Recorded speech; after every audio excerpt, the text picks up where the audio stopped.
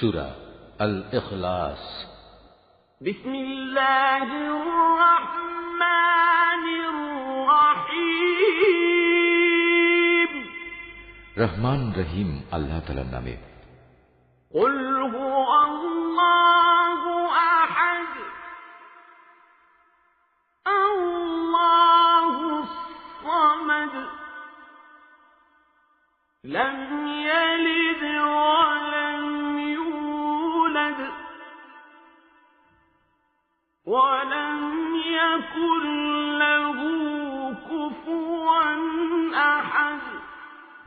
হে মুহাম্মদ, তুমি বলো, তিনি আল্লাহ, তিনি এক একক, তিনি কারোই মুখাপেক্ষী নন, তার থেকে কেউ জন্ম নেয়নি, তিনিও কারো থেকে জন্মগ্রহণ করেননি, আর তার সমতুল্য দ্বিতীয় কেউই নেই।